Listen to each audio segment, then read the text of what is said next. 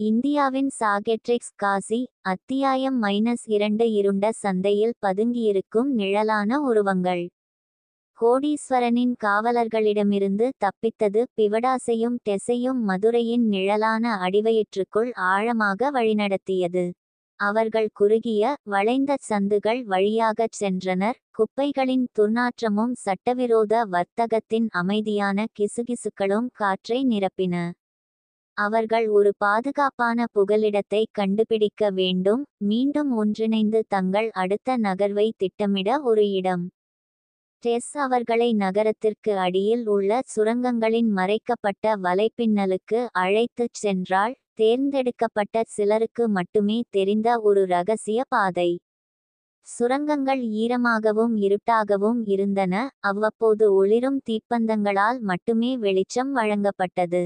அவர்கள் அமைதியாக நகர்ந்தனர், அவர்களின் காலடி சத்தம் அடக்குமுறை அமைதியில் எதிரொலித்தது. நாம் அனோகானை கண்டுபிடிக்க வேண்டும், டெஸ் கிசுகிசுத்தாள், அவளது குரல் கிட்டத்தட்ட கேட்க முடியாதது. மறைந்து போவதில், மற்றவர்களால் கண்டுபிடிக்க முடியாததை கண்டுபிடிப்பதில் அவர் சிறந்தவர். அனோகான் மாறுவேடம் மற்றும் ஊடுருவலில் ஒரு மாஸ்டர், நிழல்களில் ஒரு பேய். மதுரையின் ஒவ்வொரு இரகசிய பாதை மற்றும் மறைக்கப்பட்ட மூலைகளையும் அவர் அறிந்திருப்பதாக வதந்தி பரவியது. இருப்பினும் அவரை கண்டுபிடிப்பது ஒரு சவாலாக இருந்தது. அவர்கள் சுரங்கங்களிலிருந்து ஒரு மறைக்கப்பட்ட முற்றத்திற்குள் வந்தனர், சிதைந்த சுவர்களால் சூழப்பட்ட ஒரு தனிமையான இடம்.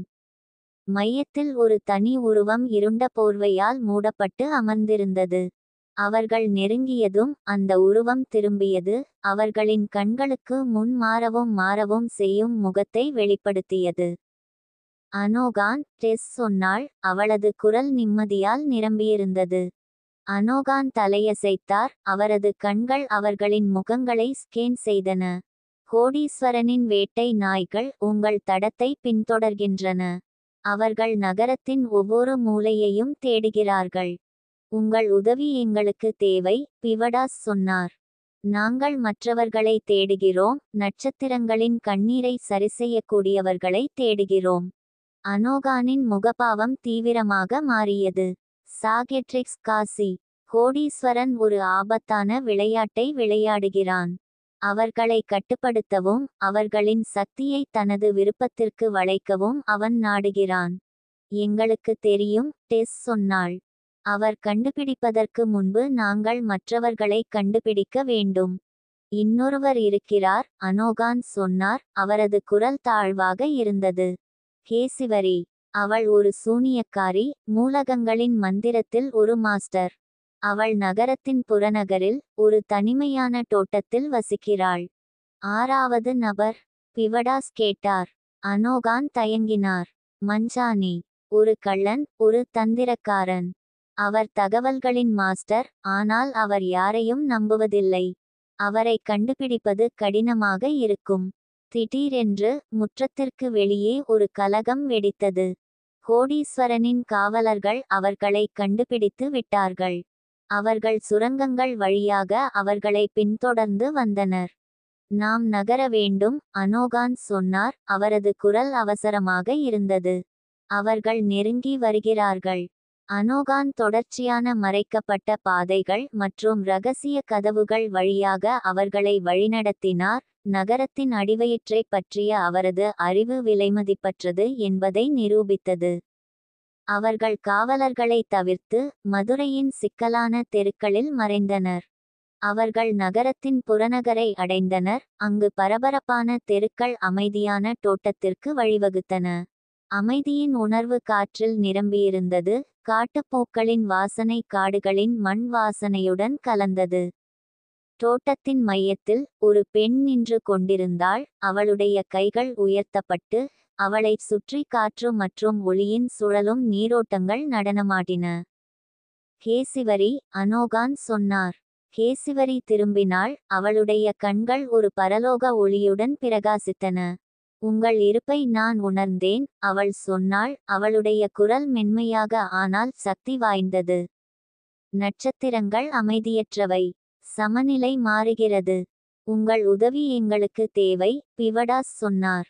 நாங்கள் மற்றவர்களை தேடுகிறோம், நட்சத்திரங்களின் கண்ணீரை சரிசெய்யக்கூடியவர்களை தேடுகிறோம்.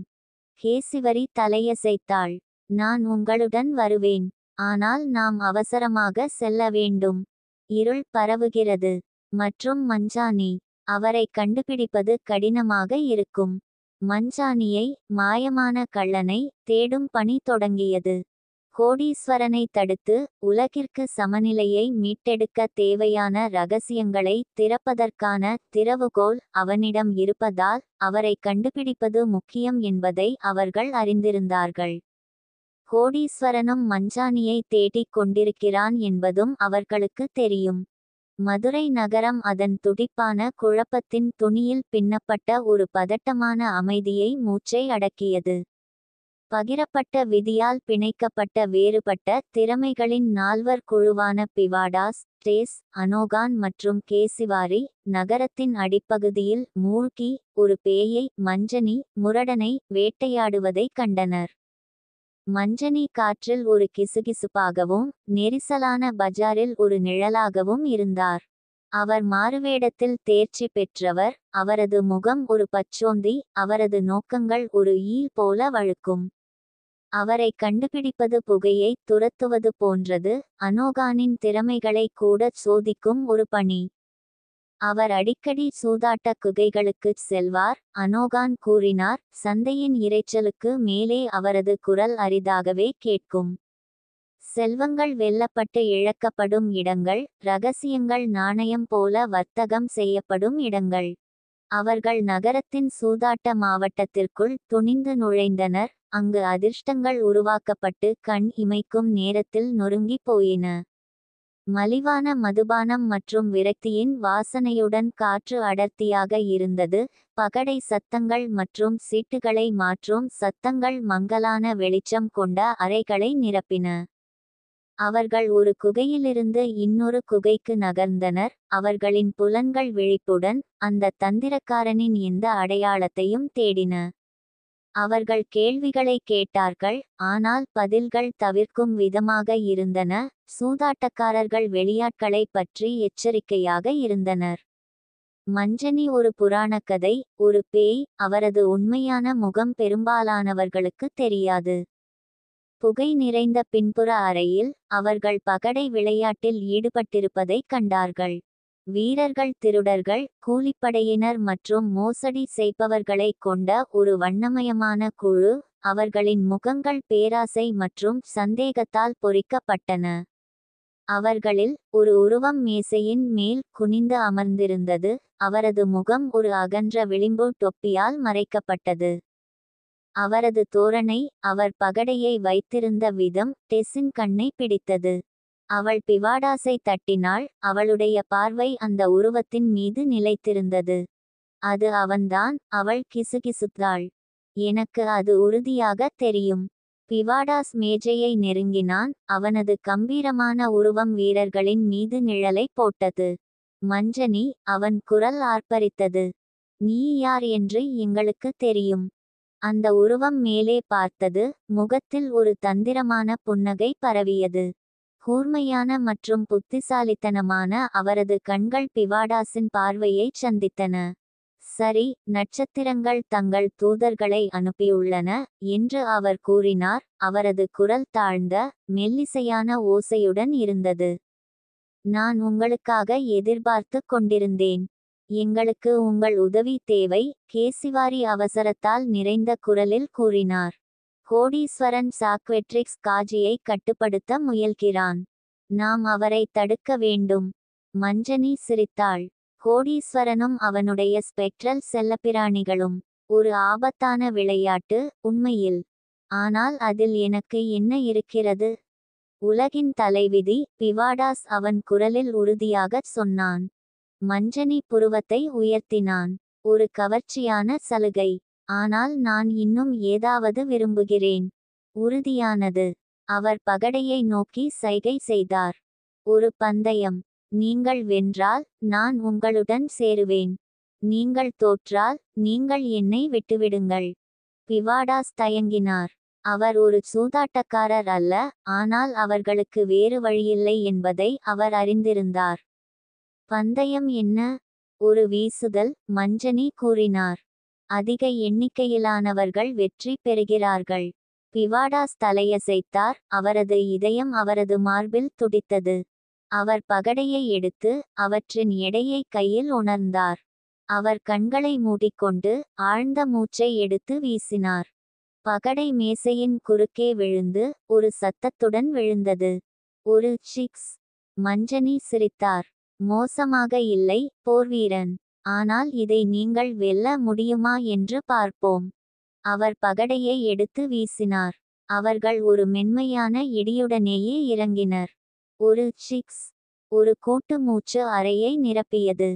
ஒரு டை. இன்னொரு வீசுதல். மஞ்சனி கூறினார். அவரது கண்கள் பிரகாசித்தன. வெற்றியாளர் எல்லாவற்றையும் எடுத்துக்கொள்கிறார். பிவாடாசும் மஞ்சனியும் மீண்டும் வீசினர். பிவாடாசுக்கு ஒரு 5 கிடைத்தது. மஞ்சனி ஒரு 6 அடித்தாள். மஞ்சனி சிரித்தாள். நீ தோற்றுப்போன மாதிரி தெரியுது, போர்வீரனே. பிவாடாஸ் பதில் சொல்லும் முன் டெஸ் முன்னோக்கி அடியெடுத்து வைத்தாள். நான் விளையாடுவேன், அவள் குரலில் உறுதியுடன் சொன்னாள். மஞ்சனியின் கண்கள் சுருங்கின. ஒரு பெண்ணா? சுவாரஸ்யம். டெஸ் பகடையை எடுத்தாள். அவள் கைகள் நிலையாக இருந்தன. அவள் மஞ்சனியை பார்த்தாள். அவளுடைய பார்வை அசையாமல் இருந்தது. உலகத்திற்காக, அவள் சொன்னாள். எரிந்தாள். பகடை மேசையின் குறுக்கே உருண்டு ஒரு மென்மையான கிளிக்குடன் இறங்கியது. ஒரு சிக்ஸ். மஞ்சனியின் புன்னகை தடுமாறியது. அவன் பகடையை எடுத்தான். அவன் புருவம் சுருங்கியது. அவன் வீசினான். பகடை ஒரு சத்தத்துடன் விழுந்தது. ஒரு சிக்ஸ். இன்னொரு டை. அறையில் பதற்றம் தெளிவாக தெரிந்தது. கடைசியாக ஒரு வீசுதல். மஞ்சனி சொன்னான். அவன் குரல் இறுக்கமாக இருந்தது. திடீர் மரணம். டெஸ் பகடையை எடுத்தாள். அவள் கண்கள் குவிந்தன. அவள் வீசினாள். ஒரு சிக்ஸ். மஞ்சனி வீசினாள். ஒரு 5. அறையில் ஒரு கூட்டு ஆரவாரம் வெடித்தது. டெஸ் வெற்றி பெற்றிருந்தாள்.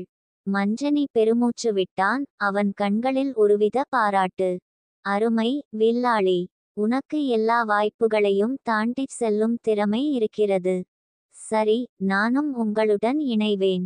ஆனால் நான் ஒரு அணி வீரராக இருப்பேன் என்று எதிர்பார்க்காதே. நான் தனியாக வேலை செய்கிறேன். மஞ்சனியின் சேர்க்கையுடன் 6 பேரும் இறுதியாக ஒன்றுபட்டனர். ஆனால் அவர்களின் பயணம் இப்போதுதான் தொடங்கியிருந்தது.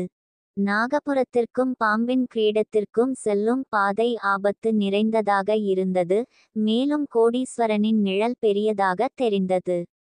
உலகின் தலைவிதி அவர்களின் தோள்களில் தங்கியிருந்தது. அவர்கள் இப்போது ஒன்றாகச் சுமந்து சென்ற ஒரு சுமை, ஆழமான இருளில். இந்தியாவின் சாகெட்ரிக்ஸ் காசி. அத்தியாயம் -3 தொடரும்.